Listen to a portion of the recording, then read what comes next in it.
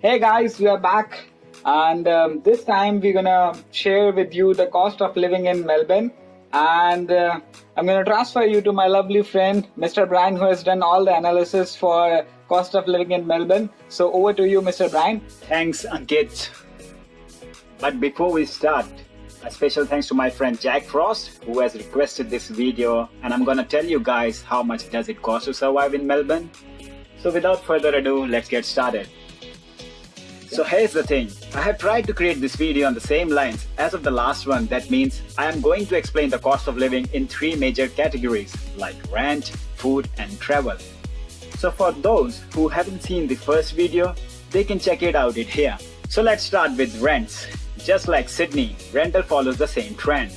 The closer you are to the city, the more price you end up paying for the unit. The average room rent in the city ranges from $300 per week till $500 per week.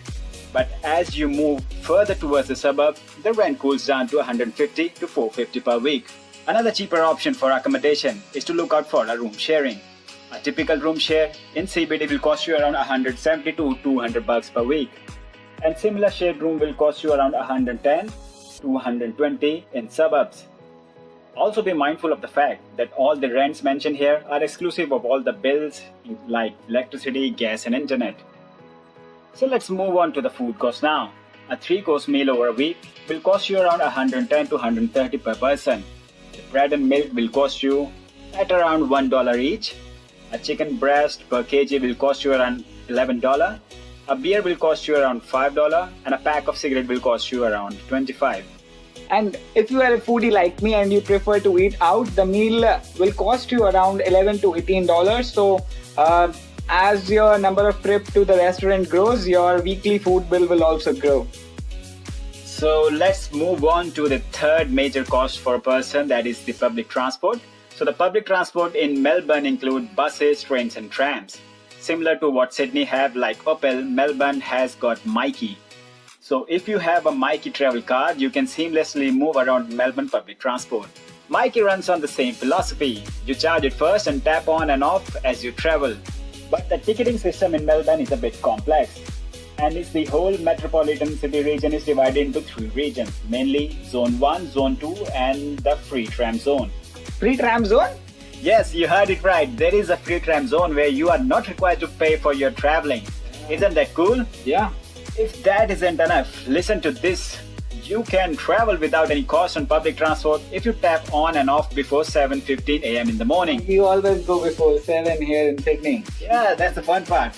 So some treat for the early birds. And just like Sydney, there is discounted rates available for traveling on off-peak hours. Interesting thing here to note is that the fare is calculated based on the time of travel irrespective of the distance that you have traveled. Example, traveling cost for a 2-hour journey in Zone 1 cost $4.1 and Zone 2 will cost you $2.8. That means you cannot be charged more than this if your tap off lies between 2 hours. But if your travel go beyond 2 hours, then you will be charged a daily cap of 8.2 for Zone 1 and 5.6 for Zone 2. But if your travel go beyond 2 hours, then you will be charged a daily cap of 8.2 for Zone 1 and 5.6 for Zone 2. So this means that your daily cap is restricted to 8.2 max.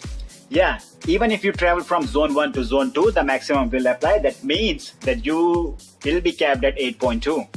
If you are a cab lover, you will find Melbourne the place to be. An Uber Black will cost you 2.4 here. If you are interested in driving, the cost of fuel is same as Sydney, which is somewhere around $1.2 per litre and with a little bit of 10% variation here and there in the prices. Yep, pretty much same as compared to Sydney, bro.